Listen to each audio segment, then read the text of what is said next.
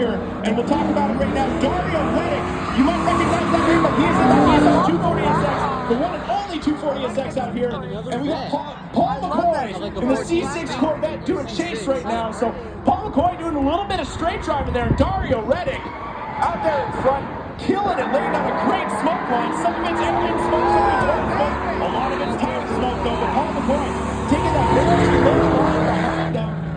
But there's our first run, so Dario Reddick. Does anyone recognize that name, Dario Reddick? No. Yeah, what that kid does. All right, no? Oh, you don't? Okay, never mind. All right, we'll talk about him then. All right, he actually comes from a circle track background. You know, he was racing late models as of last year. Street Stocks, late models. He won his first 2 late model races, and he has actually earned Washington State's NASCAR Rookie of the Year in the year 2020. He said he's come out here, he's done a couple races in circle track, but you know what? He feels like drifting fits him better. It fits his driving style, and it fits his attitude a little better, and I'm inclined to agree out here. So this is going to be the second half of this run. Paul McCoy is not going to lead the way in that C6 Corvette. Paul McCoy looking a lot better with that clean air out in front of him. Doing a good, nice, snappy transition for Paul McCoy. Doing a great job of Dario Reddick applying that pressure in that beautiful 240SX. Nice mimic transitions there. Wow. Makes some noise. Wenatchee Super. Hell yeah! So Paul McCoy, that car is a bit of a passport of him. He said he's originally from New York. The car has Florida plates on it. It's got Texas stickers all over the thing. But man, we're so glad to have him up here in the Pacific Northwest. Those are sick. That Corvette is bone stock. Oh. All right, bone stock. It's got a stock clutch in it. If you look inside it, it's got stock interior in it. He just cut it so it would clear the roll cage. But right now we have to come to a decision. And quite frankly, I think there's no other way this can go. Dario Reddick gets the win. Dario Reddick gets the win and takes out Paul McCoy in that C6 Corvette. So nice job by both these drivers. But, you know, quite frankly, in the follow position, it looked like Paul in the Corvette. He was not as sideways as I would like to see. Sometimes not sideways at all. So quite frankly, you know, Dario stayed in drift, looked great while doing it, and he gets the win. So we got one more battle of our top 8 left. And this is going to get interesting. So we see a lot of these cars, you know, V8s, high horsepower JZs. Now these are closer to stock vehicles.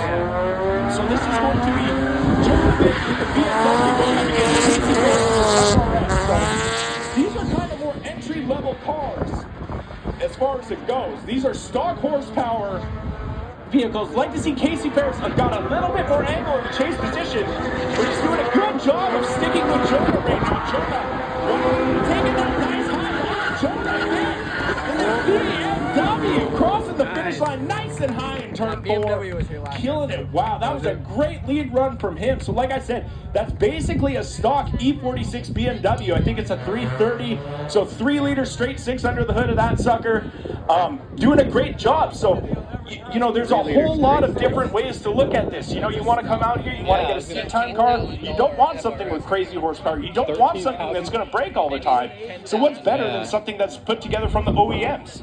You know, so that BMW, you know, they have been tried and true. They've been great coming up now in like the recent past. So, you know, Jonah done a very good job of steering that thing around the track. And Casey Ferris, I think he's only got that thing like tuned on E85.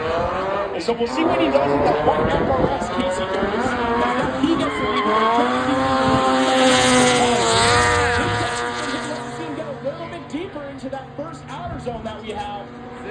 Man, we'd like to see him a little bit higher on that inner zone. So Casey Ferris is kind of taking a little bit of his own line through the course, kind of burning Jonah Vick a little bit as they come through across the finish line.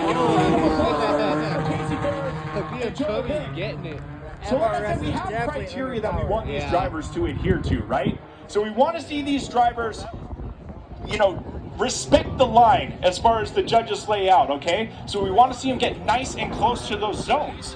What that does is it gives the chase driver availability to stay close to his door. If the lead driver is doing something weird or cutting the course, it doesn't give a whole lot of opportunity for the chase driver to maintain that proximity. So right now in this battle, the final battle of our grade 8, I say Jonah Vick gets the win. So Jonah Vick gets the W, takes the win, and takes out Casey Ferris. But nice job for both these drivers. Just a quick little cooker here, burning off a set of tires, but I don't know, Wenatchee, how do we feel about this drifting so far? Yeah. It feels pretty good, all right? Are we starting to understand kind of how it goes? I think so. All right, so what we're gonna have is we're gonna have 2 more sessions of drifting, all right? One of them is gonna be competition, and then the last one that we have out there, we're gonna let these guys have fun, and chaos is gonna ensue. So I'm gonna hand it back to my man Greg here. He's gonna take the helm, and I'm just gonna go chill and watch some roundy rounds. Just set some lap times. Getting set for heat race action. Thank you, Ben. And that was a whole lot of fun watching those guys. Got to go out in the stands and watch it. What did you guys think of that so far? It's going to be an awesome second session, and wait till you see what happens at the very end, because if they do what they did last year, you guys are going to be on your feet for that one. I'm not going to spoil the surprise, but we'll see what happens.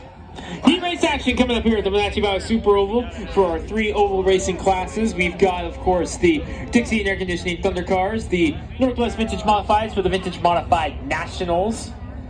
21 strong here tonight for $2,000 to win. And, of course, the Apple Blossom 100 laps for our Big 4 late models. Here we go.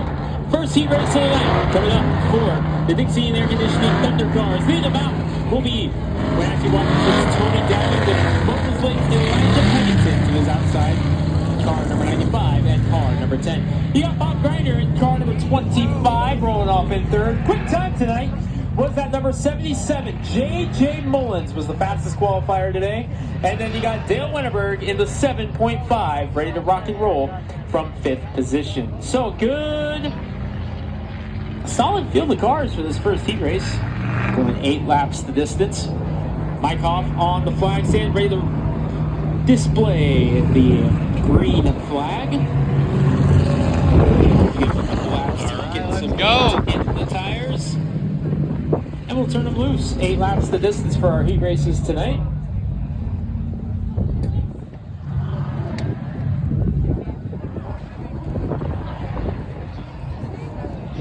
This is a great spot too. All this, the background, like, could not have had a better spot. Yeah.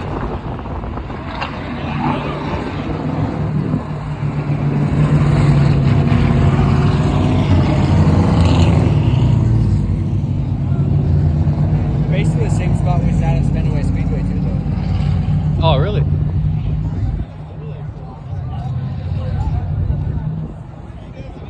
8 laps on these ones. First heat.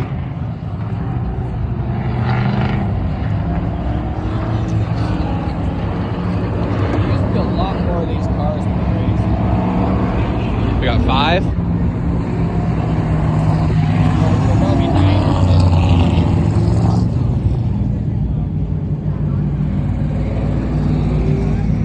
Oh, there's 6.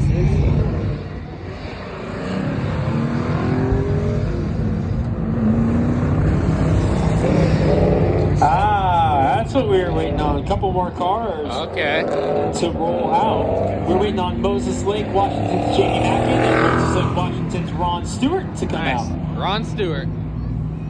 This will split us up into 7 and 6 for our heat races for the Dixie Air Conditioning Thunder Cars. Again, 13 of them here today.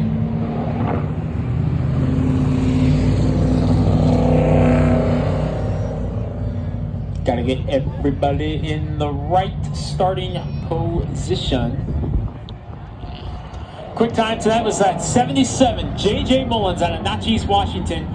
He was 4th, or is 4th in line right now. Fastest on today. He already has a win this year at Hermiston Raceway back on April 22nd in their season opener. Mike Hoff gives him the stack 'em up 2x2, and we'll go racing for the first time here tonight at the Wenatchee Valley Super Oval. While they go down the backstretch, how many race fans, this is their first time ever at the Wenatchee Valley Super Oval?